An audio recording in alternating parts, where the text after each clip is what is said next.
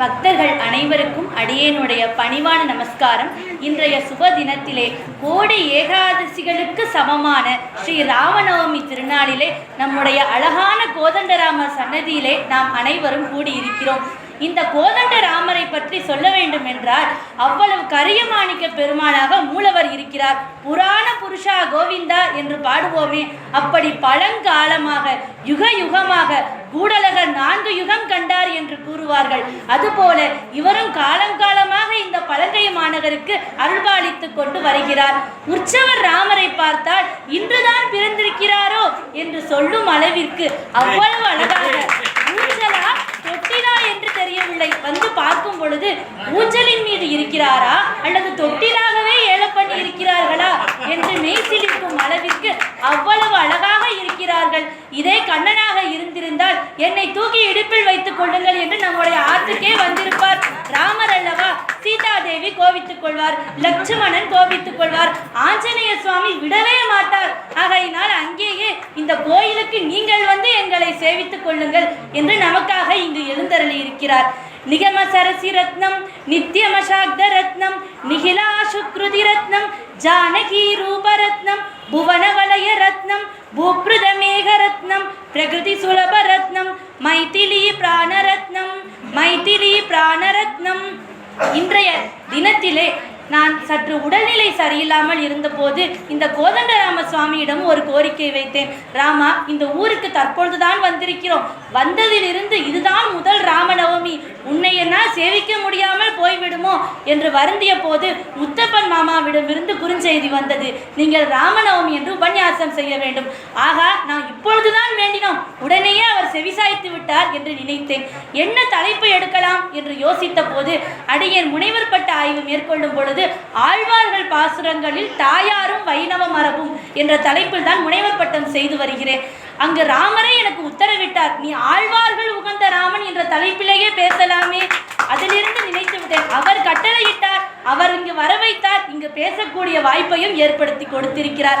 ஆகையினால் ஆழ்வார்கள் உகந்த ராமன், ஆழ்வார்களுக்கு உகந்த ராமன் என்ற தலைப்பிலே இன்றைய தினத்திலே அந்த ராமபிரானின் மகிமைகளை எல்லாம் எப்படி ஆழ்வார்கள் உருகி உருகி பாடியிருக்கிறார்கள் என்பதை நாம் சேவிப்போம். ஆழ்வார்களை பற்றி நாம் தெரிந்து கொள்ள வேண்டும். 4000 திவ்ய பிரபந்தம் என்ற தமிழ் வேதத்தினை நமக்கெல்லாம் புரியும்படி கொடுத்தவர்கள் தான் ஆழ்வார்கள். 4 வேதங்கள் இருந்தாலும் நமக்கு புரியும் பாஷையில் இல்லையே, தமிழில் இருந்தால்தானே எல்லோருக்கும் புரியும். ஆகையினால் அந்த அழகான தமிழ் மறையினை ஆழ்வார்கள் நமக்கெல்லாம் கொடுத்திருக்கிறார்கள். ஆழ்வார்கள் என்றால் பெருமாளில் ஆழ்ந்து தோய்ந்தவர்கள் என்று பொருள். அவர்களுக்கு எல்லாமே பெருமாள் தான். இது உண்ணும் சோறு, பருகும் வெற்றிலை, பருகும் நீர் அனைத்துமே கண்ணன் தான் என்று வாழ்ந்தவர்கள் ஆழ்வார்கள். அப்பேற்பட்ட ஆழ்வார்கள் 12 பொய்கை பூதன் பேயார் பொன்மலிசைக்கோன் மாறன் செய்ய மதுரகவி சேரற்பிரான் வையகம் என் பட்டர்பிரான் கோதை தொண்டர் பதப்பொடி பாணன் கட்டவிழ்தார் வாழ்க்கையன் காப்பு என்று ஆழ்வார்களுக்கெல்லாம் இங்கு நாம் காப்பு செய்து அவர்களுடைய திருவடி தாமரைகளை நாம் நமஸ்காரம் செய்து கொள்வோம். பொய்கை ஆழ்வார் அவர் எப்படி விளக்கேற்றினார் தெரியுமா? வையம் தகலியா வார்கடலே நெய்யாக வெய்ய கதிரோன் விளக்காக செய்ய சுடராளியா நடிக்கே சூட்டினேன் சொல்மாலை இடராளி நீங்குகவே என்று இந்த உலகத்தையே விளக்காக வைத்து கடலையே நெய்யாக வைத்து அவர் விளக்கேற்றினார். அடுத்த ஆழ்வார் பூதத்தாழ்வார். அவர் எல்லாவற்றிற்கும் மேலாக அன்பே தகலியா ஆர்வமே நெய்யாக இன்புருகு சிந்தை இடு திரியாக நன்முருகி ஞானச் சுடர் விளக்கேற்றினேன் நாரணர்க்கு ஞானத்தமிழ் புரிந்தனார் என்று அன்பை வைத்து அவர் விளக்கேற்றினார். அடுத்ததாக பேயாழ்வார். இவர் இந்த வெளிச்சத்திலிருந்து பெருமாளை கண்டுகொண்டார். எப்படி பாடுகிறார்? திருக்கண்டேன் பொன்மேனி கண்டேன் திகழும் அருக்கன் அணி நிறமும் கண்டேன் செருக்கிலரும் பொன்னாடி கண்டேன் புருஷங்கும் கை கண்டேன் என்னாலி வண்ணன் பாலின்று என்று அவர் அந்த பெருமாளை கண்டுகொண்டு விட்டார். அடுத்ததாக திருமலிசை ஆழ்வார். அவர் எப்படி பாடினார்? பெருமாளை சிறியன் என்றும் சொல்கிறார், பெரியன் என்றும் சொல்கிறார். கண்ணன் சிறிய குழந்தை, யார் கூப்பிட்டாலும் உடனேயே வந்து மடியில் அமர்ந்து கொள்வான், வெண்ணெய் கேட்பான். ராமர் அப்படியல்ல, ராமர் பெரியவர், எல்லாவற்றிற்கும் மூத்தவர். அவர் லோகாபிராமர். அவர் என்ன செய்வார்? அவர் நமக்கெல்லாம் கடாட்சிப்பார். கண்ணனுக்கு நாம் வெண்ணெய் தர வேண்டும், பால் தர வேண்டும், ராமர் நமக்கு வெண்ணெய் பால் எல்லாம் தருவார் என்று வைத்துக் கொள்ளலாம். அடுத்ததாக மாறன். நம்மாழ்வார். வைஷ்ணவ குரு பரம்பரைக்கே வித்திட்டவர் நம்மாழ்வார்தான். நம்மாழ்வார் பாடுகிறார், அகழகில்லே இறையும் என்று அலர்மேல் மங்கையுரை மார்பா, நிகரில் புகழாய் உலகம் மூன்றுடையாய் என்னை ஆழ்வானே, நிகரில் அமரர் முனிக்கணங்கள் விரும்பும் திருவேங்கடத்தானே, புகழ் ஒன்றில்லா அடியேன் நீ அடுக்கியில் அமர்ந்து புகுந்தேனே என்று சரணாகதி தத்துவத்தை எடுத்துரைத்தவர் நம்முடைய நம்மாழ்வார்தான். அடுத்ததாக மதுரகவியாழ்வார். நம்மாழ்வாரையே குருவாக கொண்டு அவரையே பெருமாளாக கொண்டு பாடியவர் தான் நம்முடைய மதுரகவியாழ்வார். அடுத்ததாக சேரர் பிரான் எனப்படும் குலசேகர பெருமான். அவர் எப்படி பாடுகிறார் பாருங்கள். செடியாய வல்வினைகள் தீர்க்கும் பெருமாளே, நெடியோனே வேங்கடவா, நின் கோயிலின் வாசல் அடியாரும் வானவரும் அடம்பயரும் கிடந்துரைக்கும் படியாய் கிடந்து உன் பவளவாய் காண்பேனே. நான் பெருமாளின் கோயிலிலே ஒரு படியாக இருந்தால் கூட போதும் என்று வேண்டுகிறார். நாமும் இந்த ராமர் கோயிலிலே ஒரு படியாகவாவது இருக்க வேண்டும் என்று நினைக்க வேண்டும். அப்படி நினைத்ததனால்தான் ஆஞ்சநேயரும் விபீஷ்ண ஆழ்வாரும் சரணாகதி அடைந்தார்கள். அதைத்தான் நாம் நம்முடைய மனதிலே பதிய வைத்துக் கொள்ள வேண்டும். அடுத்ததாக பட்டர் பிரான். பட்டர் பிரான் எல்லாவற்றிற்கும் மேலாக பெருமாளுக்கு பல்லாண்டே பாடிவிட்டார். பல்லாண்டு பல்லாண்டு பல்லாயிரத்தாண்டு பலகோடி நூறாயிரம் மல்லாண்டு தின்தோல் மணிவண்ணா, நின் சேவடி செவ்வி திருக்காப்பு, அடியோமோடும் நின்னோடும் பிரிவின்றி 1000 பல்லாண்டு, வடிவாய் நின் வள மார்பினில் வாழ்கின்ற மங்கையும் பல்லாண்டு, வடிவா ஜோதி வளத்துறையும் சுடராளியும் பல்லாண்டு, படைப்போர் புக்கு முழங்கும் அப்பாஞ்ச சன்னியமும் பல்லாண்டே என்று பல்லாண்டு பாடினார். பெருமாள் நாமெல்லாம் நன்றாக இருக்க வேண்டும் என்று வாழ்த்துவார். ஆனால் பெரியாழ்வார் பெருமாள் நன்றாக இருக்க வேண்டும், அவருக்கு திருஷ்டி பட்டுவிடக் கூடாது என்று பாடியிருக்கிறார். கூடலகர் சன்னதி பெருமாளைத்தான் பாடினார். அவரோ சுந்தரராஜன், யூக சுந்தரராஜன், அவ்வளவு அழகாக இருப்பார். கள்ளழகரும் அப்படித்தான். அவரைத்தான் பார்த்து உன்னுடைய அழகை கண்டு யாராவது கண் திருஷ்டி பட்டு விடுவார்களோ என்று நீ பல்லாண்டு வாழ வேண்டும் என்று பாடினார். பெருமாளை மட்டும் பாடவில்லை, மதுரவழி தாயாரையும் சேர்த்து வடிவாய் நின் வள மார்பினில் வாழ்கின்ற மங்கையும் பல்லாண்டு என்று பாடினார். அடுத்ததாக கோதை நாச்சியார். அடியனுக்கு மிகவும் பிடித்தமான ஒரு பிராட்டி என்றால் கோதை நாச்சியார். ஸ்ரீவில்லிபுத்தூரில் அவதாரம் செய்யும் பாக்கியம் எனக்கு கிடைத்தது. மின்னா தடமதி சூழ் வில்லிபுத்தூர் என்றொருகள் சொன்னார் கடல் கமலம் சூடினோம் என்பார்கள். ஸ்ரீவில்லிபுத்தூர் என்று ஒருவர் சொன்னாலே அவருடைய திருவடி தாமரை நமஸ்காரம் செய்ய வேண்டும் என்று வேதாந்த தேசிகரே பாடியிருக்கிறாராம். அப்பேற்பட்ட ஸ்ரீவில்லிபுத்தூரிலே அவதாரம் செய்த கோதை நாச்சியார் அன்றைய உலகம் அளந்தாய் அடி போற்றி, சென்றங்கு தென்னிலங்கை செற்றாய் திரள் போற்றி என்று மங்களாசாசனம் செய்கிறார். அவர் என்ன நமக்கு சொன்னார் என்றால், எற்றைக்கும் ஏழேல் பிறவிக்கும் முந்தன்னோடு உற்றோமே ஆவும், உமக்கே யாம் ஆட்செய்வோம், மற்றை நம் காமங்கள் மாற்று என்று எப்பொழுதும் உனக்கு நாங்கள் கைங்கரியம் செய்து கொண்டே இருக்க வேண்டும் என்று பாடினார். அடுத்தது தொண்டரடி பொடியாழ்வார். அவர் பாடுகிறார், பச்சைமா மலைபோல் மீனி பவளவாய் கமலச்செங்கன் அச்சுதா அமரர் ஏரே, ஆயதம் கொழுந்தே என்னும் இச்சுவை தவிர யான் போய் இந்திரலோகமாலும் அச்சுவை பெறினும் வேண்டேன் அரங்கமா நகருளானே என்று அந்த திருவரங்கநாதன் மீது பாடினார்.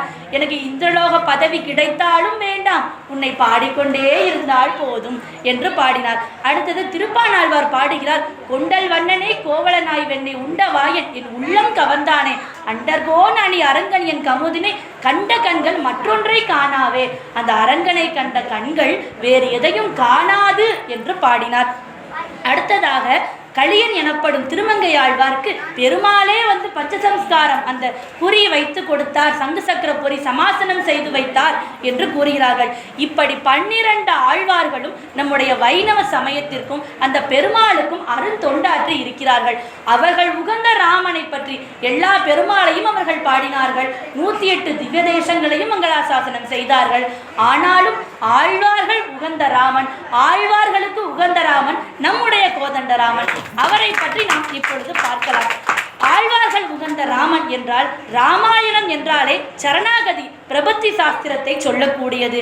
ராமன் மீதுதான் நம்ம அனைவருக்கும் நம்பிக்கை இருக்கும். இந்த நம்பிக்கை எப்பேற்பட்டது தெரியுமா? ராமன் வருவான் வருவான் வருவான் என்று முதுமை காலம் வரை காத்திருந்தாரே சபரி என்ற மூதாட்டி, அதுபோல நமக்கும் ராமர் மீது நம்பிக்கை இருக்க வேண்டும் என்பதை ராமாயணம் எடுத்துரைக்கிறது. எவ்வளவு வைணவ நூல்களுக்கு வியாக்கியானம் சொன்னாலும் ஆழ்வார் பாசுரங்களை தொடாமல் யாராலும் வியாக்கியானம் செய்ய முடியாது. ஒரு மனிதன் எப்படியெல்லாம் வாழ வேண்டும் என்று தெரிந்து கொள்ள வேண்டுமா? நாம் ஏதோ புத்தகங்களை எல்லாம் படிக்க வேண்டியதில்லை. ஆழ்வார்களின் பாசுரங்களையும் ராமாயணத்தையும் படித்தாலே போதும். எப்படி வாழ வேண்டும் என்று ராமனே வாழ்ந்து காட்டி இருக்கிறார். மதுரகவி ஆழ்வார் தவிர அத்துணை ஆழ்வார்களும் ராமபிரானை பாடியிருக்கிறார்கள். அதிலும் குறிப்பாக முன்னும் ராமன் பின்னும் ராமன் தானாய் அவதாரம் செய்த ராமன் என்று ஆழ்வார் பாடுகிறார். முன்னும் ராமன் யார்? பரசுராமன். பின்னும் ராமன் யார்? பலராமன். தானாய் வந்தவன் யார்? பெருமாளின் சாட்சாத் அவதாரம் யார் என்றால் ராமபிரான் தான். அதனால்தான் தானாக அவதாரம் செய்தவர் ராமபிரான் என்று ஆழ்வாரே பாடியிருக்கிறார். தசாவதாரங்களில் பார்த்தால் ராமாவதாரத்திற்கு அவ்வளவு சிறப்பு இருக்கிறது. ஏன் தெரியுமா? மனிதனாக வந்து 2 கைகளுடன் வந்து நம்மோடு வாழ்ந்து நம்மை போலவே சம்சார பந்தங்களிலெல்லாம் உழன்று தன்னுடைய தந்தைக்காக கடன் செய்து தந்தையின் வார்த்தையை காப்பாற்றி மனைவியை தேடி அடைந்து நாம் வாழ்வில் என்னென்ன கஷ்டங்களை எல்லாம் படுகிறோமோ அதையெல்லாம் அவரும் பட்டு நமக்காக அதை எப்படியெல்லாம் தீர்க்க வேண்டும், தர்ம நெறியில் எப்படி தீர்க்க வேண்டும் என்று வாழ்ந்து காட்டிய புராண புருஷர்தான் நம்முடைய கோதண்டராமர். இந்த ராமச்சந்திரன் என்ற பெயர் சொல்லுவார்கள். சிவராமன் என்றால் 2 மதங்களையும் இணைக்கக்கூடிய ராமர் என்று நாம் பொருள் கொள்வோம். அடுத்ததாக கூட ராமன் எத்தனை ராமனடி என்று உபன்யாசம் செய்ய போகிறார்கள். தாயே தன் தெய்வம் என்ற கோசல ராமன், தந்தை மீது பாதம் கொண்ட தசரத ராமன், வீரமென்றும் வில்லை ஏந்தும் கோதண்ட ராமன், வெற்றி என்னும் போர் முடிக்கும் ஸ்ரீ ஜெயராமன் என்ற பாட்டிலே மதங்களை இணைப்பவன் சிவராமன் என்று கூறுவார்கள். அதுபோல ராமச்சந்திரன் என்ற திருநாமம் எப்படி வந்தது என்றால், சந்திரன் என்றால் 16 என்பது பொருள். 16 விதமான கலைகளுக்கு சந்திரன் என்பது பொருள். அந்த 16 கல்யாண குணங்களும் ராமபிரானிடம் இருக்கும். அதனால்தான் அவருக்கு ராமச்சந்திரன் என்ற பெயர் வந்திருக்கிறது. நாம் அபயம் என்று கேட்டால் உடனேயே நமக்கு அபயம் தரக்கூடியவராக அந்த ராமபிரான் இருக்கிறார்.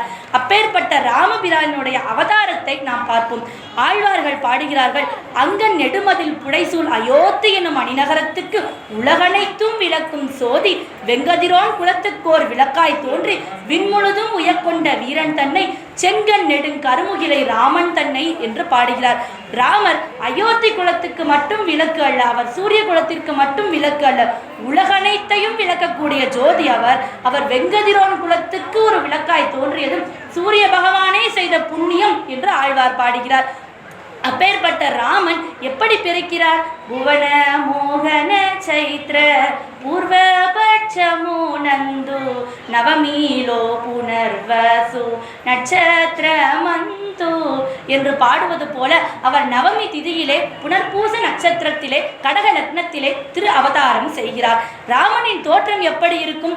ஆஜானுபாகு அரவிந்த தலாயுதாட்சம் என்று கூறுவது போல நீண்ட நெடிய நெடுமாளாக இருப்பாராம். ஒரு ஆண் இப்படித்தான் இருக்க வேண்டும். ஒரு ஆணுக்கு எழுதிய இலக்கணம் உன்னிடத்தில் கண்டேன் என்று பாடுவது போல அத்துணை தகுதிகளும் பொருந்தியவர் கோதண்டராமர் தான். மேலும் லோகாபிராமம் ஸ்ரீராமம் என்று நாம் பாடுகிறோமே, லோகாபிராமன் என்றால் என்ன? ஒருவருக்கு மட்டும் பிடித்தமானவர், ஆழ்வாருக்கு மட்டும் பிடித்தமானவர், கம்பருக்கு மட்டும் பிடித்தமானவர் என்றெல்லாம் கிடையாது. இந்த லோகத்தில் இருக்கும் அத்துணை பேருக்கும் பிடித்தமானவர் தான் லோகாபிராமன். புல் பூண்டு முதற்கொண்டு எல்லா உயிரினங்களுக்கும் பிடித்தமானவர் அந்த லோகாபிராமன். இப்படி குலசேகர ஆழ்வார் ராமாயணத்தை பாடுகிறார். கிருஷ்ண அவதாரத்தில் தான் நிறைய குறும்புகள் எல்லாம் செய்திருப்பார். ராமர் அப்படி அதிகமாக குறும்புகள் எல்லாம் செய்யவில்லை. விஷமகார கண்ணன் பொல்லாத விஷமகாரன் என்று பாடுவோம். ராமர் அப்படியல்ல, அவர் பொறுமையாக, நேர்மையாக, ஒழுக்கமாக, கண்ணியமாக வாழ்ந்து காட்டியவர். ராமாயணத்திலே வசிஷ்டரின் குருகுல வாசம் மிக முக்கியமானது. ஒரு குருவிடம் எப்படி நடந்து கொள்ள வேண்டும் என்று ராமர் நமக்கு எடுத்து காட்டினார். அடுத்ததாக ராமபிரானுக்கு கல்யாண பேச்சு நடைபெறுகிறது, தாடகை வதம் நடைபெறுகிறது. விஸ்வாமித்திரருக்காக அவருடைய யாகத்தை காப்பதற்கு ராமர் வருகிறார். அதை ஆழ்வார் பாடுகிறார். திருமங்கை ஆழ்வார், வாய்த்த மலைபோலும் தன்னிகர் ஒன்று இல்லாத தாடகையை மாமுனிக்கா தென்முலகம் ஏற்றுவித்த தின்திரளும். தன்னிகர் ஒன்று இல்லாதவர் என்று நாம் ராமரை கூறுவோம், பெருமாளை கூறுவோம். ஆனால் இங்கு அரக்கியை கூட சொல்கிறார் ஆழ்வார், தன்னிகர் ஒன்று இல்லாத தாடகையை. ஏன்? ராமரால் சம்ஹாரம் செய்ய வேண்டும் என்றால் அந்த தாடகை எவ்வளவு புண்ணியம் செய்திருக்க வேண்டும். குலசேகர ஆழ்வார் படியாயாது கிடக்க வேண்டும் என்று பாடினாரே, அதுபோல தன்னிகர் ஒன்று இல்லாத தாடகை என்று பாடுகிறார். அடுத்ததாக ஒரு பெண்ணை கொள்ளலாமா என்று நமக்கு ஒரு கேள்வி எழும். குரு சொன்னால் எதையும் நான் செய்வேன் என்ற ஒரு நெறிக்கு உதாரணமாக வாழ்ந்து காட்டியதனால் தாடகையை ராமர் சம்ஹாரம் செய்கிறார். அடுத்ததாக யாகத்தை காத்தல். மாமுனி வேள்வியை காத்த அவபிரதம் ஆட்டிய அடுத்திரள் அயோத்தியம் அரசே என்று தொண்டரடி பொடியாழ்வார் இந்த ராமபிரானை பாடுகிறார். அடுத்ததாக ராமர் பரசுராமனிடம் பெற்ற விஷ்ணு தனுசை பயன்படுத்தி இந்த தாடகையை எல்லாம் கொல்லவில்லை. அவர் கல்வி சிலையால் வென்றார் என்று ஆழ்வார் பாடுகிறார். பிராக்டிஸ் வில் என்று சொல்லுவோமே, அது அவ்வளவு அஸ்திர சாஸ்திரங்கள் எல்லாம் கிடையாது, ஒரு பிராக்டிஸ் வில் தான். சாதாரணமாக எடுத்தால் அப்படியே அரக்கிகளை எல்லாம் வதம் செய்து விட்டார். அவ்வளவு பராக்கிரமசாலி நம்முடைய கோதண்டராமர். அதனால்தான் கல்வி சிலையால் காத்தான் என்று ஆழ்வார் பாடுகிறார். சுபாகு, மாரிசன் இவர்களை எல்லாம் வதம் செய்யும் அளவிற்கு வீரம் பெற்றவர் தான் ராமபிரான். ஆனாலும் பிழைத்து போங்கள் என்று அவர்களுக்கு இரக்கம் காட்டக்கூடிய அளவிற்கு ஒரு காருண்ய மூர்த்தியாகவும் நம்முடைய ராமபிரான் இருந்திருக்கிறார். அடுத்தது அகலிகை சாப விமோச்சனம் செய்கிறார். சீதா கல்யாணத்திற்காக ஆழ்வார்கள் சீதையை பற்றி அவ்வளவு அழகாக வர்ணனை செய்கிறார்கள். விழியிருத்து மெல்லியல் தோல் தோய்ந்தாய் என்று பாடுகிறார்கள். அந்த சிவதனுசினை முறித்து மெல்லியல் தோல் தோய்ந்தாய், அந்த சீதா பிராட்டியை கைப்பிடிக்க வேண்டும் என்பதற்காக ராமபிரான் அந்த தனுசினை முறிக்கிறார். அண்ணலும் நோக்கினான் அவளும் நோக்கினார் என்று கம்பர் பாடுவது போல இருவரும் சந்தித்து நான் தான் பெருமாள் நீதான் பிராட்டி என்று அவர்களுக்கு தெரியாதா? அவர்கள் அது போலவே அவர்கள் மனம் போலவே சேர்ந்து கொள்கிறார்கள். எப்படி அந்த வில்லை அவர் முறித்தார் தெரியுமா? சுண்டு விரலாலே சுடுக்கென இழுத்து கட்டை விரலாலே கடுகென ஒடித்து மடமட என்றுமே வில்லும் முறிய வானையிடு விழுந்தார் போல அன்னப்பட்சி பறக்க, அப்படி சுண்டு விரலாலேயே அந்த சிவதனுசை முறித்து விட்டாராம். அடுத்தது சீதையின் அழகினை ஆழ்வார்கள் பாடுகிறார்கள். வாள் நெடுங்கன் மலர் கூந்தல் மைதிலி சுரிகுழல் கனிவாய் திரு தன் துணைவி காதல் துணையாக என்றெல்லாம் பாடுகிறார்கள். இவையெல்லாம் புரியவில்லையே என்றால் அப்படியே சற்று போய் அந்த சீதா பிராட்டியை பாருங்கள். அத்துணை அழகும் பொருந்தியவளாக நமக்காக இங்கே காட்சி தருகிறாளே. எப்படி இருக்கிறார் தெரியுமா? அந்த கரியமாணிக்க பெருமாளை பார்த்து பார்த்து அந்த மைதிலியின் கண்கள் எல்லாம் கருமையாக ஆகிவிட்டதாம். அதனால்தான் மைவிழிக்கண் மறந்தை என்று கூறுகிறார்கள். மேலும் அவருடைய கண் சிவந்தும் விட்டதாம். எப்பொழுதும் அந்த ராமனை பார்த்து கொண்டே இருந்ததால் கண் சிவந்து விட்டதால் செய்ய விழிக்கண் என்றும் பாடுகிறார்கள். காதலுக்கு உறைவிடமாக இருந்தவர் சீதைதான். ராமன் இருக்கும் இடம் சீதைக்கு அயோத்தி என்று சொல்லுவார்கள். அப்படி வாழ்ந்தவர் தான் சீதையாக இருக்கிறார். மாலைமான் மடநோக்கி சீதை என்பது ஓர் தெய்வம் புனங்கொள் மென்மையில் அலைமலி வேண்கனால் மானமரும் மென்னோக்கி வைதேவி என்றெல்லாம் ஆழ்வார்கள் சீதையை போற்றி பாடி இருக்கிறார்கள். அடுத்தது சீதாராமருக்கு கல்யாணம் நடைபெறுகிறது. சீதா கல்யாண வைபோகமே ராமா கல்யாண வைபோகமே என்ற அத்துணை பேரும் மனம் மகிழ்ந்து பாட சீதா பிராட்டிக்கும் ராமசுவாமிக்கும் திருக்கல்யாணம் நடைபெறுகிறது. அடுத்தது மந்தரை என்ற கூனியின் பழிவாங்கும் குணம் அப்பொழுதுதான் காரணமாகிறது. கொண்டை கொண்ட கோதை மீது தேன் உலாவு கூனிக்கூன் உண்டை கொண்ட ரங்க ஓட்டி உள்மகிழ்ந்த நாதன் என்று திருமழிசை ஆழ்வார் பாடுகிறார். கூனி என்ற ஒரு பாட்டியின் கூன் நிமிரும் வேண்டும் என்ற நல்ல நோக்கத்தில் ராமபிரான் சிறு வயதில் இருக்கும்போது ஒரு வில்லுண்டையை எய்தாராம். அதை தவறாக நினைத்து கொண்டு பழிவாங்கும் நோக்கிலே அந்த கூனி இருந்தார். அவர்தான் கைகேயியின் மனத்தை மாற்றி ராமனை வனவாசம் செய்ய வேண்டும் என்ற ஒரு நிபந்தனையை பிறப்பிக்குமாறு தன்னுடைய வரத்தை சாதுரியமாக பயன்படுத்தி கேட்க வைத்தார் என்று கூறுவார்கள். கைகேயும் வரம் கேட்கிறார். வனவாசம் செல்லக்கூடிய ஒரு சூழ்நிலை ஏற்படுகிறது. திருமணமான சிறு பிராயத்திலேயே குழந்தையாக இருந்த ராமனுக்கு அப்பொழுதே வனவாசம் நேருகிறது. பாவம், அந்த பஞ்சு போன்ற அடிகளை உடைய சீதா பிராட்டியும் கூடவே தொடர்கிறார். ஏன், ராமன் இருக்கும் இடம்தான் சீதைக்கு அயோத்தி என்று இந்த உலகத்தில் வாழும் எல்லா ஸ்திரீகளுக்கும் பதிவிரதா தர்மத்தை கற்றுக் கொடுக்க வேண்டும் என்பதற்காக சீதையும் வனவாசம் செய்கிறார். அதை ஆழ்வார் பெரியாழ்வார் பாடுகிறார். மாற்றுத்தாய் சென்று வனம் போகே என்றிட ஈற்றுத்தாய் பின்தொடர்ந்து எம்பிரான் என்று அழ குற்றுத்தாய் சொல்ல கொடிய வனம் போன சீற்றமில்லாதானை பாடிப்பற சீதை மணாலனை பாடிப்பற என்று ஆழ்வார் பாடுகிறார். இங்கு 3 விதமான தாய்கள்: மாற்றுத்தாய், ஈற்றுத்தாய், கூற்றுத்தாய். ஈற்றுத்தாய் கௌசலை தான். கௌசல்யா சுப்ரஜாராமா என்று பாடுகிறோம். நமக்கெல்லாம் தெரியும் ஈற்றுத்தாய் ஈன்றெடுத்தவள் கௌசலை தான். மாற்றுத்தாயார் கூற்றுத்தாயார் என்று பார்க்க வேண்டும். 2 விதமான வியாக்கியானங்களை எல்லாம் பூர்வாச்சாரியார்கள் சொல்லி இருக்கிறார்கள். மாற்றுத்தாய் என்றால் கௌசலைக்கு மாற்றானவள். இவள்தான் கௌசலை இல்லாத நேரத்தில் ஒரு உண்மையான அன்னை என்று கூறும் அளவிற்கு இருந்தவள் சுமித்திரை தான். சுமித்திரை தான் இலக்குமனையும் கூடவே அனுப்பி வைத்தார். அப்பேற்பட்ட சுமித்திரை வனம் போகே என்றிட ராமானி வனத்திற்கு போகக்கூடாது என்று அழுத மாற்றுத்தாயாக சுமித்திரை இருக்கிறார். கூற்றுத்தாய் கொல்லக்கூடிய அளவிற்கு கொடுமையானவளாக இருந்தவர் யார்? கைகேயி. அவரை கூற்றுத்தாய் என்கிறார். அடுத்த வரியில கொடிய வனம் போன கொடிய வனத்திற்கு யார் அனுப்புவார்? கூற்றுத்தாய் யமனாக இருக்கக்கூடிய கைகேயி தான் அனுப்புவார் என்று பாடுகிறார். இதை அப்படியே மாற்றியும் பொருள் கொள்ளலாம் என்று வடக்கு திருவீதி பிள்ளை அவர்களுடைய சீடரானவர் சொல்கிறார். மாற்றுத்தாய் என்று நாம் கைகேயியை கொள்ள வேண்டுமா? ஏனால் அவள் தான் மாற்றான் தாய் போல, வேறொரு தாய் போல தன் மகனே என்று நினைக்காமல் ராமனை வனவாசம் செல்ல வேண்டும் என்று சொன்னார். அடுத்ததாக கூற்றுத்தாய் என்று சுமித்திரையை சொல்கிறார்கள். ஏனென்றால் பாயாசம் வந்தது, அந்த பாயாசத்தில் 2 கூறுகளையும் யார் சாப்பிட்டார்? சுமித்திரை தான் சாப்பிட்டார். ஆகையினால் இந்த சுமித்திரையை தான் கூற்றுத்தாய் என்று கூற வேண்டும் என்றும் வியாக்கியானம் உள்ளது. ஆனால் யார் எங்கள் ராமனை வனவாசம் போக வேண்டும் என்று சொன்னாலோ அவர்தான் கூற்றுத்தாய் என்று பக்தர்கள் நாமெல்லாம் சொல்ல வேண்டும். அப்படி இருக்கிறது.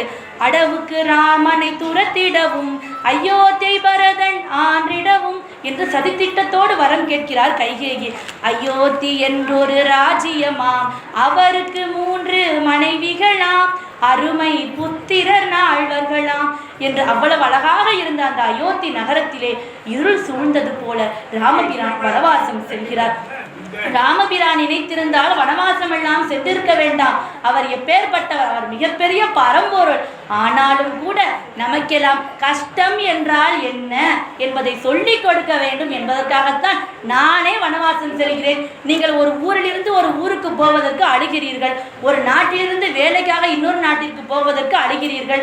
எல்லாவற்றிற்கும் மேலாக ஒரு உறவு பிரிந்துவிட்டால் துடிக்கிறீர்கள், தவிக்கிறீர்கள்.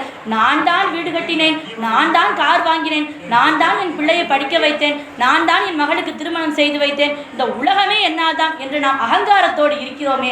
எல்லாமே நாம் கிடையாது, எல்லாமே அவன்தான். அவனின்றி ஓர் அணுவும் அசையாது.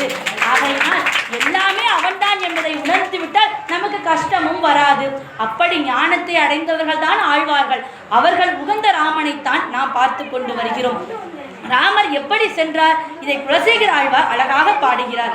குலசேகர ஆழ்வார் ராமனுக்கு போரின் போது படை குறைவாக இருக்குமோ என்று அவர் சேர மன்னர் அல்லவா தன்னுடைய படையை எல்லாம் அனுப்பினாராம். அந்த அளவிற்கு ராமாயணம் நடந்ததோ எப்பேற்பட்ட காலகட்டத்தில் இவர் அதற்கு பின் தோன்றியவர் தான். ஆனாலும் கூட ராமபிரானுக்கு படை கொடுத்து உதவ வேண்டும் என்று நினைத்தாராம். நமக்கும் கூட தோன்றும், ராமபிரான் வனவாசம் போனார் என்று கேட்கும் போது நம்மை அறியாமல் நம்முடைய கண்களில் எல்லாம் கண்ணீர் வருகிறது அல்லவா?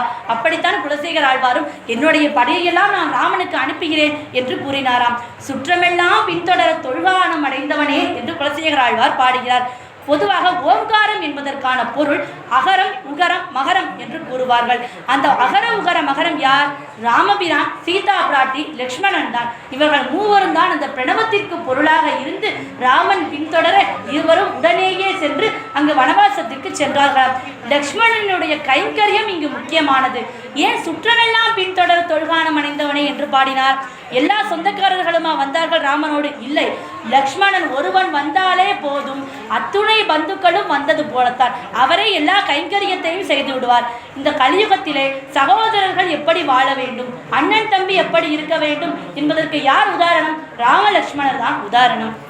அடுத்தது குலசேகர ஆழ்வார் தாலாட்டு பாடுகிறார். மண்ணு பூகள் கோசலைதன் மணிவயிறு வாய்த்தவனே, தென்னிலங்கை கோன்மூடிகள் சிந்து வித்தாய் என்று பாடுகிறார்.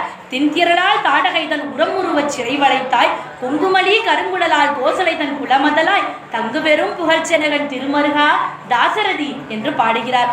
தயரதன் மாமதலாய் மைதிலி தன் மணவாளா, பாராளும் படசெல்வம் பரத நம்பிக்கை அருளி ஆறாழ்மை இளைவனோடு அருங்கானம் அடைந்தவனே, வாழையை குன்ற அரசை இளைய வானரத்துக்கு அளித்தவனே, மலையதனால் அணை கட்டி மதிலிலங்கை அளித்தவனே என்றெல்லாம் அந்த குலசேகர ஆழ்வாரின் தாலாட்டு முழுக்க முழுக்க ராமனுக்குத்தான். பெரியாழ்வார் கண்ணனுக்கு தாலாட்டு பாடினார்.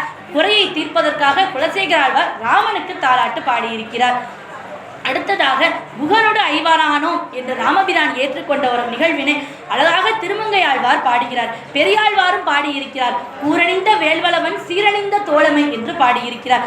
அதை விட திருமங்கை ஆழ்வார் சற்று ஏற்றமாக பாடுகிறார். ஏழை ஏதலன் கீழ்மகன் எண்ணாது இறங்கி மற்றவர்க்கு இன்னருள் சுரந்து, மாலைமான் மடநோக்கி மைதிலி உன் தோழி உம்பி எம்பி என்று ஒளிந்திலை, உகந்த தோழன் நீ எனக்கு இங்கு ஒளி என்ற சொற்கள் வந்து அடியேன் மனத்து இருந்திட என்று பாடுகிறார். அவர் நீ ஏழை குகா, நீ ஒரு கீழ் மகன், ஆகையினால் நான் உன்னோடெல்லாம் நட்பு கொள்ள மாட்டேன், நீ எப்படி என் சகோதரனாக முடியும்? அப்படியெல்லாம் ஸ்டேட்டஸ் பார்த்து அவர் நட்பு கொள்ளவில்லை. அவர் மாலைமான் மடநோக்கி சீதை உன்னுடைய தோழி என்கிறார். சீதை பிராட்டி அவரை கையெடுத்து கும்பிடு என்று சொல்லவில்லை, சீதை உன் தோழி என்கிறார். உம்பி எம்பி லட்சுமணன் என்னுடைய தம்பி, ஆதலால் அவன் உனக்கும் தம்பி என்று சொல்லவில்லை. இன்று முதல் உன்னுடைய தம்பியாகிய லட்சுமணன் எனக்கும் தம்பி என்று சொல்கிறார் நம்முடைய ராமபிரான். நீ எனக்கு தோழன் என்று குகனோடு அவர் நட்பு கொள்கிறார், தோழமை கொள்கிறார். ஏற்றத்தாழ்வு இருக்கக்கூடாது என்பதை நமக்கெல்லாம் எடுத்துரைக்கிறார். அதனால்தான் இன்று வரை அவர் சக்கரவர்த்தி திருமானாக இருந்து கொண்டிருக்கிறார். ஒவ்வொரு அரசருக்கும் தேவையான பண்பு ராமபிரானிடமிருந்து நாம் கற்றுக்கொள்ள வேண்டும். அடுத்ததாக பரதன் பாதுகையை வைத்து அரசாட்சி செய்த நிகழ்வு.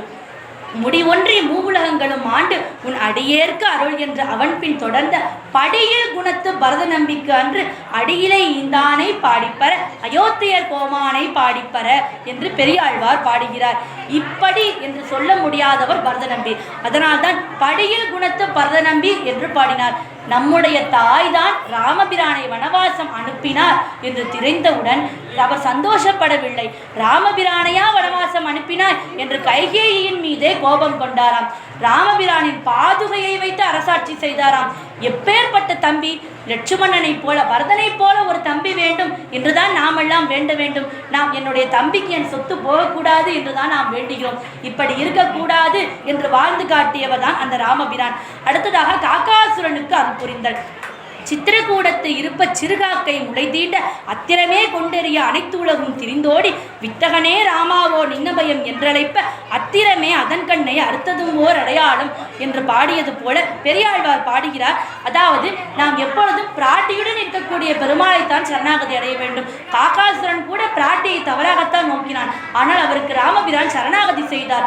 ஆனால் ஏன் ராவணனை மட்டும் தண்டித்தார் என்று தெரிய வேண்டுமா? ராவணன் எப்படி இது பண்ண என்றால் பிராட்டியுடன் இல்லாத பெருமாளையே அவன் சீண்டி பார்த்தான், பிராட்டியே அபகரித்து சென்றான். ஆனால் காக்காசுரன் அப்படி இல்லை, பிராட்டியோடு கூடிய பெருமாள் இருக்கும்போது பிராட்டியை தீண்டினான். பிராட்டியே சொன்னாராம், பெருமாளை அவன் தெரியாமல் செய்து விட்டான், அவர்களை மன்னித்து விடுங்கள் என்று சொன்னாராம்.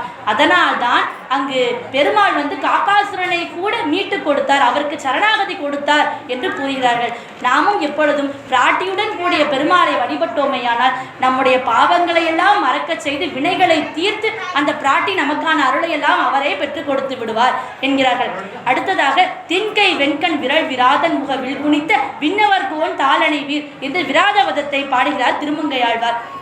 பஞ்சவடியிலே சூர்பனகையை பார்க்கிறார்கள். ஆண்டாள் பாடுகிறார், கொள்ளை அரக்கியை மூக்கறிந்திட்ட குமரனார் சொல்லும் பொய்யானால் நானும் பிறந்தமை பொய்யென்றே என்று பாடுகிறார்.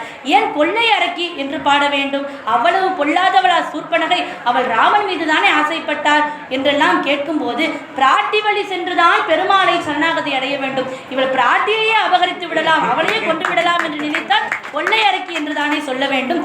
சீதையை அழிக்க முற்பட்டதனால் தான் அவளை கொள்ளை அரக்கி என்று ஆண்டாள் பாடுகிறார்.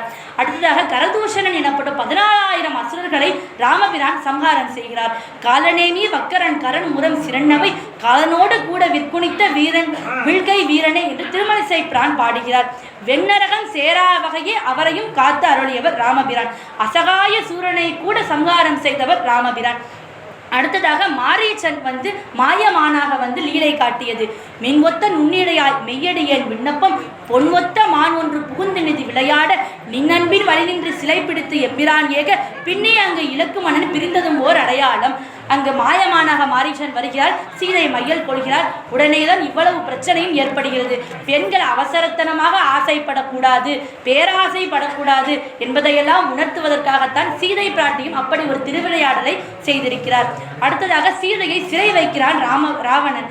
தளிர் நிறத்தார் குறைவிழா தனிச்சிறையில் விழப்புட்டு கிளிமொழியால் காரரமா கிளர் அரக்கன் நகர் எரித்த என்று நம்மாழ்வார் பாடுகிறார். மற்ற தேவலோக பெண்களை காப்பாற்றுவதற்காகத்தான் சீதை பிராட்டி தானாக சென்று சிறை இருந்தாளாம். ஏனென்றால் ராவணேஸ்வரன் எப்பேற்பட்ட அழகிகளாக இருந்தாலும் தேவலோக பெண்களாக இருந்தாலும் உடனே கடத்தி கொண்டு வந்து விடுவானாம். அதனால் அவர்களையெல்லாம் விடுவிக்க வேண்டும் என்பதற்காகத்தான் சீதை தானும் சிறையில் இருந்தார். ராமன் வந்து ராவணனை அழித்தவுடன் அத்துணை தேவலோக பெண்களும் விடுவிக்கப்பட்டார்கள். இதுதான் நம்முடைய பிராட்டியின் கருணை. அடுத்ததாக அடுத்ததாக ஜடாயு மோட்சம் வாலிவதம். இதை குலசேகர ஆழ்வார் அழகாக பாடுகிறார். தனமருவு வைதேகி பரியல் உற்று தளர்வு எய்தி ஜடாயுவை வைகுந்தத்து ஏற்றி வனமருவு கவியரசன் காதல் கொண்டு வாலியை கொன்று இலங்கை நகர் அரக்கர் கோமான் சினமடங்க மாறுதியால் சுடுவித்தானே என்று பாடுகிறார். ஜடாயுவை தன்னுடைய தந்தையாக நினைத்து மோட்சம் தந்து அவருக்குரிய ஈமை கிரியைகளை எல்லாம் செய்கிறார் ராமபிரான். வாலியையும் கொன்று அவருக்குரிய எல்லா விதமான சரணாகதியும் கூட அளிக்கிறாராம். அடுத்ததாக மராமரங்களை சாய்த்தல். சுக்ரீவனுக்கு நம்பிக்கை வர வேண்டும், நீயா என்னுடைய சகோதரனை கொல்ல முடியும் என்று கேட்கிறார். எம்பெருமான் மீது நமக்கு நம்பிக்கை வர வேண்டும். நம்பிக்கை இல்லை என்ற காரணத்தினாலே அவர் மராமரங்களை சாய்க்கிறார். உடைந்த வாழி தந்தனுக்கு உதவ வந்தி ராமனாய் மிடைந்த 7 மரங்களும் அடங்க வைத்த வீரனே என்று திருமழிசை ஆழ்வார் பாடுகிறார். இதையே சொல்வார்கள்.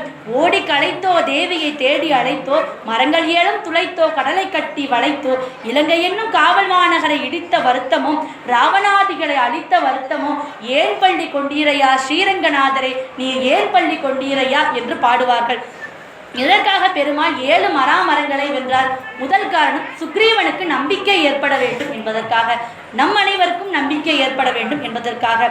அதுபோலத்தான் அன்று ராமனாக இருந்து 7 மராமரங்களை வென்றார்.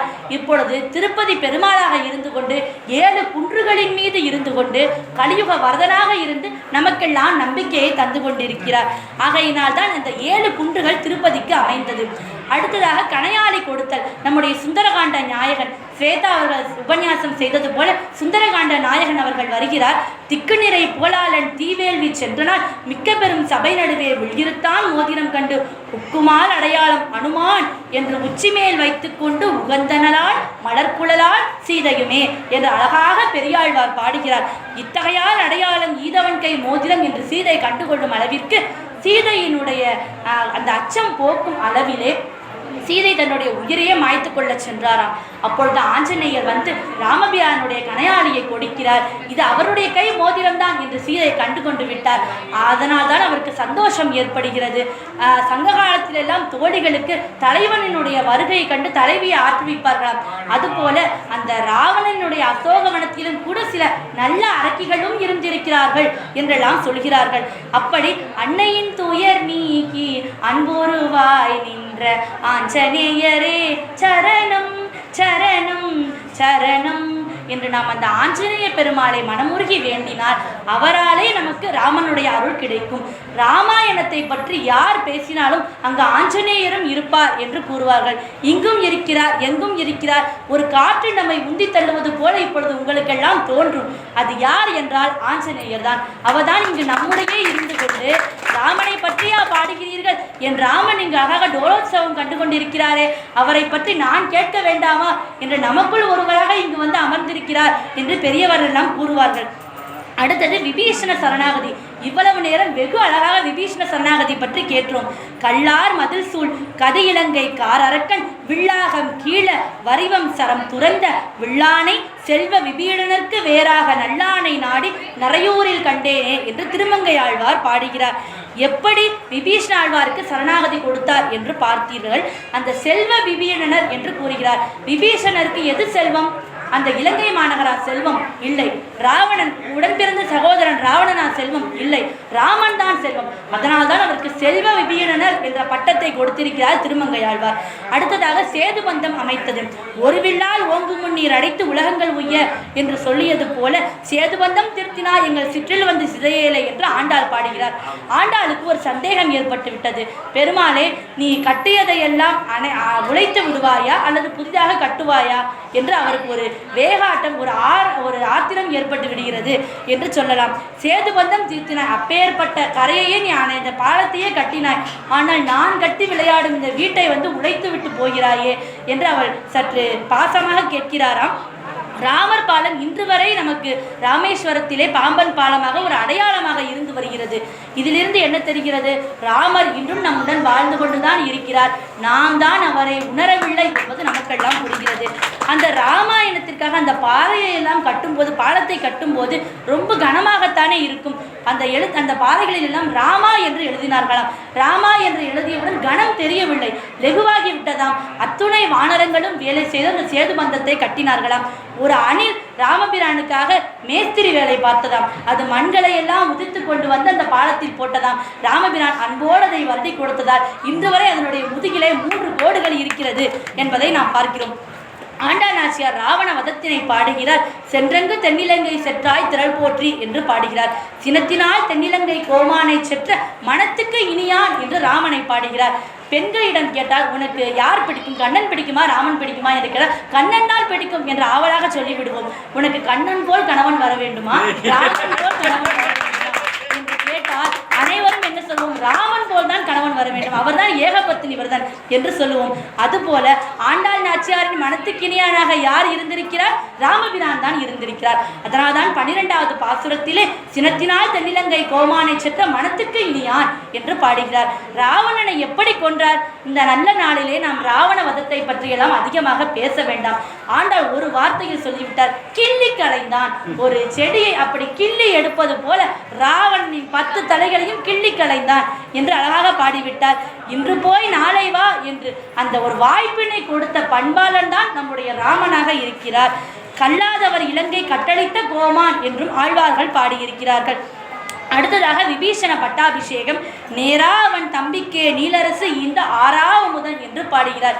என் எதிரியின் தம்பி என்றெல்லாம் நினைக்கவில்லை, அத்துணை அரசையுமே அந்த விபீஷண ஆழ்வாருக்கு கொடுத்து ஆழ்வார் பட்டத்தையும் கொடுத்து தான் பூஜித்த அரங்கநாதனையும் கொடுத்து ஸ்ரீரங்கத்தையே உண்டு பண்ணி இன்று பூலோக வைகுண்டத்தை நாமெல்லாம் சேவிக்க வைத்திருக்கிறாரே யார்? விபீஷண ஆழ்வாருக்கு அருளை செய்த கோதண்டராமர் தான்.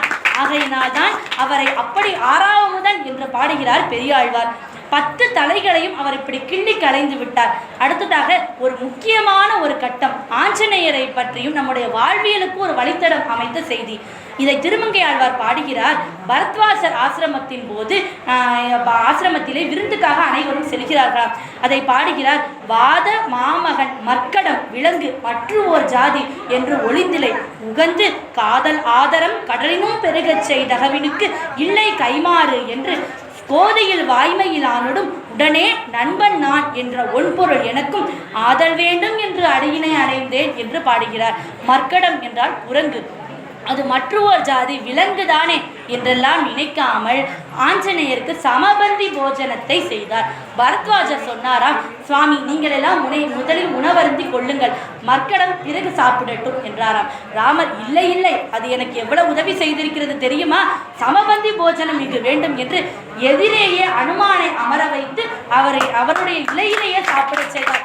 ராமன் போட்ட கோடுதான் இன்று வரை வாழை இலையின் நடுவில் இருக்கிறது. இலையின் அந்த பக்கம் நாம் காய்கறிகள் பழங்களை எல்லாம் வைக்கிறோமே, வானரங்களுக்கு எது பிடிக்கும்? காய்கறிகள் பழங்கள் தான் பிடிக்கும். அதையெல்லாம் அந்த பக்கம் வைத்துவிட்டு பரிசோதனம் செய்ய வேண்டும் என்று தன்னுடைய வைணவ சம்பிரதாயத்தையும் கூட மறந்து விடாமல் சாதத்தை இந்த பக்கம் வைத்து சாப்பிட்டு நமக்கெல்லாம் எப்படி சாப்பிட வேண்டும் என்று கூட கற்றுக் கொடுத்தவர் தான் நம்முடைய ராமபிரான். இதைத்தான் திருமங்கை ஆழ்வார் மிக அழகாக பாடியுள்ளார். அடுத்ததாக ராமபிரானுக்கு பட்டாபிஷேகம் நடைபெறுகிறது. அந்த பட்டாபிஷேகத்தை நாம் இங்கு தினந்தோறும் சேவித்துக் கொண்டுதான் வருகிறோம். அன்று சராச்சரங்களை வைகுந்தத்து ஏற்றிய என்று பாடுகிறார். தாமம் மேவி சென்று இனிது வீற்றிருந்த அம்மான் தன்னை என்றும் பாடுகிறார். எல்லா சராசரங்களையும், அயோத்தியில் வாழ்ந்த அத்துணை பேர்களையும், இலங்கையில் வாழ்ந்த அத்துணை பேர்களையும், அந்த காலத்தில் வாழ்ந்த எல்லார் உயிரினங்களையும் வைகுந்தத்துக்கு ஏற்றினாராம் ராமபிரான். தாமம் என்றால் வைகுந்தம், உடனேயே முக்தி சரணாகதி அளித்து விட்டாராம். அதனால்தான் இதை பட்டாபிஷேகத்தை சிறப்பாக பாடாமல் நம்மையெல்லாம் வைகுந்தத்துக்கு ஏற்றியது தானே பட்டாபிஷேகம், அதை சிறப்பாக பாடுகிறார்கள் ஆழ்வார்கள். ராமனை தவிர வேறு யாரையும் படித்து விட முடியாது. வாழ்க்கை பாடத்தை கற்றுக் கொடுத்தவர் ராமபிரான் தான். அதை நம்மாழ்வார் பாடுகிறார். கற்பார் ராமபிரானை அல்லால் மற்றும் கற்பாரோ, கற்பார் ராமபிரானை அல்லால் மற்றும் கற்பாரோ. நாம் என்ன பாடம் படித்தாலும், இன்ஜினியரிங் நாம் படித்தாலும் சரி, ராமர் பாலம் கட்டியதை நான் நினைவில் வைத்துக் கொள்ள வேண்டும். மருத்துவம் படித்தாலும் சரி, சஞ்சீவி மலையை கொண்டு வந்து ஆஞ்சநேயர் எல்லாவரையும் காப்பாற்றினாரே, அதை நாம் மனதில் வைத்துக் கொள்ள வேண்டும். தமிழ் படித்தால் ஆழ்வார்களைத்தானே படிக்க வேண்டும். அதைத்தான் இப்போ நாம் அனைவரும் படித்துக் கொண்டிருக்கிறோம். இப்படி எல்லா படிப்புகளும் யாரிடம் இருக்கிறது? ராமபிரானிடம் இருக்கிறது. எல்லாவற்றுக்கும் மேலாக வாழ்க்கை பாடம் யாரிடம் இருக்கிறது? ராமபிரானிடம் இருக்கிறது. அதைத்தான் நம்மாழ்வார் பாடுகிறார். கற்பார் ராமபிரானை அல்லால் மற்றும் கற்பாரோ. அடுத்ததாக ஒருவில் ஒரு சொல் ஒரு இல் என்று வாழ்ந்து காட்டியவர் ராமபிரான். ராமபிரானின் குணங்களை எல்லாம் ஆழ்வார்கள் வரிசைப்படுத்துகிறார்கள். நாட்டை அழித்து உயர்ச்செய்தான் நற்பாலுக்கு உய்த்த ராமபிரான் தார்மண்ணு தாசரதி சீற்றமில்லாத சீதை மலானன் எதிரியிற் பெருமை ராமன் குலவிளக்காய் நின்ற கோமான் எழில்தோல் ராமன் ஏமருவன் சிலை வளவன் என்றெல்லாம் ஆழ்வார்கள் பாடுகிறார்கள். நம்மாழ்வார்களுடைய ஒரு சுவாரஸ்யமான சம்பவம் உண்டு. ஒரு கிளி வளர்த்தாலாம் பராங்குஷ நாயகி. அந்த கிளியிடம் சொன்னாலாம், நான் சந்தோஷமாக இருக்கும்போது கண்ணா கண்ணா கண்ணா என்று சொல்ல வேண்டும், நான் துன்பமாக இருக்கும்போது ராமா ராமா ராமா என்று சொல்ல வேண்டும். ஸ்ரீரங்கத்தில் இருக்கும் கிளி இன்றும் ரெங்கா ரெங்கா ரெங்கா என்று சொல்லும். மதுரையில் இருக்கும் கிளி மீனாட்சி மீனாட்சி மீனாட்சி என்று சொல்லும். அப்படி ராமா ராமா என்று சொல்ல வேண்டும் என்று சொன்னாலாம். ஏன்? துன்பத்தில் இருந்து நம்மை காக்கக்கூடியவர் யார்? ராமர். அதனால் கிளிக்கு கூட ராமநாமத்தை சொல்ல வேண்டும் என்று நம்மாழ்வார் அங்கு கற்றுக் கொடுத்திருக்கிறார். நாமும் நம்முடைய வீட்டு பிள்ளைகளுக்கு ராமபிரானின் பெயரைத்தான் வைக்க வேண்டும் என்பதை நாம் மனதில் கொள்ள வேண்டும். பெருமாள் என்றாலே ராமன் தான். எத்தனையோ பெருமாள்கள் இருந்தாலும் எப்படி கோயில் என்றாலே ஸ்ரீரங்கத்தை குறிக்குமோ, திருமலை என்றாலே திருவேங்கடத்தை குறிக்குமோ, அதுபோல பெருமாள் என்றாலே ராமபிரானத்தேன் குறிக்கும் என்று ஆச்சாரியர்கள் எல்லாம் சொல்லி இருக்கிறார்கள். ராட்சதர்கள் கூட ராமநாமத்தை சொன்னார்கள் என்றால் என்னே அந்த ராமபிரானின் ஏற்றம். இதையும் ஆழ்வார்கள் பாடியிருக்கிறார்கள். சகஸ்ரநாமத்தை பூரா நாம் அனுதினமும் சேவித்து வருகிறோம். சகஸ்ரநாமத்தை சொல்ல முடியாவிட்டால் எனக்கு சமஸ்கிருதம் வாயில் நுழையவில்லை, நான் என்ன செய்ய வேண்டும் என்றால் அதில் ஒரு ஸ்லோகம் இருக்கிறது. அதை யார் சொன்னார்? பரமேஸ்வரன் சிவபெருமானை சொன்னார். ஸ்ரீராம ராம ராமேதி ரமே ராமே மனோரமே சகஸ்ரநாம தத்துல்யம் ராமநாம வரானனே. ஸ்ரீராம ராம ராமேதி ரமே ராமே மனோரமே சகஸ்ரநாம தத்துல்யம் ராமநாம வரானனே. ஸ்ரீராம ராம ராமேதி ரமே ராமே மனோரமே சகஸ்ரநாம தத்துல்யம் ராமநாம வரானனே. ராமநாமத்தை சொன்னாலே போதும். 4000 திவ்ய பிரபந்தம், கம்பராமாயணம், 4 வேதங்கள் எல்லாவற்றையும், விஷ்ணு சகஸ்ரநாமம் எல்லாவற்றையும் படித்த பயன் நமக்கு கிடைக்கும் என்று சொல்கிறார்கள். இந்த பெருமாளின் நாமத்தை பாடினால் நமக்கு என்ன கிடைக்கும்? குலம் தரும், செல்வம் தந்திடும், அடியார் படுதுயராயன எல்லாம் நிலந்தரும் செய்யும், நீர் வீசும் வருளும் அருளோடு பெருநிலம் அளிக்கும், நலந்தரும் மற்றும் தந்திடும், பெற்ற தாயினும் ஆயன செய்யும், நலந்தரும் சொல்லை நான் கண்டுகொண்டேன் நாராயணா எனும் நாமம் என்று ஆழ்வார் பாடியிருக்கிறார். அதை போல ஆழ்வாரின் வழியில் வந்த கம்பர் பாடுகிறார், ராமநாமத்தை சொன்னால் என்ன கிடைக்கும்? நன்மையும் செல்வமும் நாளும் நல்குமே, திண்மையும் பாவமும் சிரிந்து தேயுமே, ஜென்மமும் மரணமும் இன்றி தீருமே, இம்மையே ராமா என்று 2 எழுத்தினார். ஒரு குடிகாரன் அவன் பிழைக்க மாட்டான் என்றே சொல்லிவிட்டார்களாம். அப்பொழுது ஒரு மகான் சொன்னாராம், நீ அவரை எப்படியாவது ராமநாமத்தை சொல்ல வைத்து விடு என்று. அவனும் குடிகாரன் ராமநாமத்தை சொல்வானா? நாஸ்திகவாதி வேறு. இவள் என்ன செய்திருக்கிறாள்? ராத்திரி வேளையில் அவன் தலைமாட்டில் மாவை இடித்து வைத்து கொண்டிருந்திருக்கிறார். அவள், ஏனடி ராத்திரி மாவு இடிக்கிறாய், ராத்திரி மாவு இடிக்கிறாய், ராமா இடிக்கிறாய், ராமா ராமா ராமா ராமா என்று சொன்னானாம். நாளை சாகப் போகிறான் என்று சொன்னவன் 16 வயது பாலகன் போல எழுந்து நடந்து விட்டானாம். ஓடுகிறானாம், ஆடுகிறானாம், பாடுகிறானாம். இதிலிருந்து என்ன தெரிகிறது? ராமநாமத்தை சொன்னால் எல்லா விதமான நலனும் கிடைக்கும் என்பது தெரிகிறது. கேசவ நாராயண பட்டத்திரி கதையை கூட பார்க்கிறோம். அதை நீங்கள் அனைவரும் படிக்க வேண்டும். இங்குதான் காந்தாமாமி என்ற வீணை வித்வான் எனக்கு சொன்னார்கள். அந்த கேசவ நாராயண பட்டத்திரி கதையை நாம் சொன்னோமேயானால் நமக்கு எல்லா விதமான செல்வங்களும் கிடைக்குமா, உடனேயே பலன் கிடைத்து விடுகிறது. அதில் அந்த கோதுமை மாவு உருண்டையைத்தான் நிவேதனமாக செய்ய வேண்டும். அதை ஒரு 5 பேருக்கு கொடுக்க வேண்டுமாம். அந்த இதை சொன்னோமேயானால் நமக்கு எல்லா விதமான பாவங்களும் போய் உடனுக்குடனே பலன் கிடைக்கிறது. கலியுகத்தில் ராமர் வருவானா என்றால் வருவார். ராமநாமத்தை சொன்னால் அங்கு வருவார். ராமன் வந்தால் எல்லோரும் வந்து விடுவார்கள். சுந்தரகாண்டத்தை கேட்கும் போது அனுமான் வருவார் என்பார்கள். அனுமார் வந்தால் சிவபெருமான் வந்து விடுவார். ஏன்னால் அனுமான் வந்து ருத்ர அம்சம். சிவன் வந்தால் பார்வதி வந்து விடுவார். பார்வதி வந்தால் முருகன், கணபதி அத்துணை பேரும் வந்து விடுவார்கள். இவர்கள் வந்தால் எல்லா விதமான தெய்வங்களும் வந்து விடுவார்கள். தெய்வங்கள் வந்தால் பெருமாள் வருவார். பெருமாள் வந்தால் பிராட்டி வருவார். எல்லாரும் நம் வீட்டிற்கு வர வேண்டும், நமக்கு அருள் புரிய வேண்டும் என்றால் நாம் அந்த ராமாயணத்தை சேவிக்க வேண்டும், ராமநாமத்தை சொல்ல வேண்டும். இதை கம்பர் அழகாக சொல்கிறார்.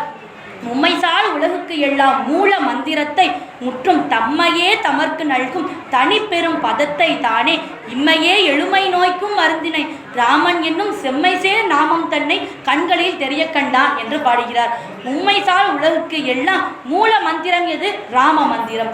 தம்மையே தமர்க்கு நல்கும் தனிப்பெரும் பதம், நாம் யார் என்பதை நமக்கு உணர்த்தக்கூடிய ஒரு மிகப்பெரிய யோகா, ஒரு மனவளக்கலை பயிற்சி, மருத்துவம், மிகச்சிறந்த மெடிசன் எது என்றாலும் சொல்லிக்கொள்ளலாம். தம்மையே தமர்க்கு நல்கும் தனிப்பெரும் பதம் 2 பதம் தான், ராமா. அதை சொன்னால் போதும், நாம் யார் என்று நமக்கே புரிந்துவிடும்.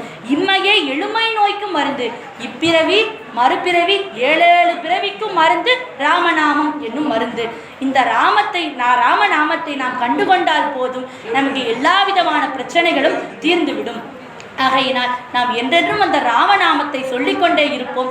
ஆழ்வார்களினுடைய தேனினும் இனிய தீந்தமிழ் பணுவலான 4000 திவ்ய பிரபந்தத்தை சேவித்துக் கொண்டே இருப்போம் என்று கூறி நல்ல ஒரு வாய்ப்பிற்கு நன்றி பாராட்டி விடைபெறுகிறேன். மங்களம் கோசலேந்திராய மகனீய குணாப்தயே சக்கரவர்த்தி தனோஜாய சார்வபௌமாய மங்களம்.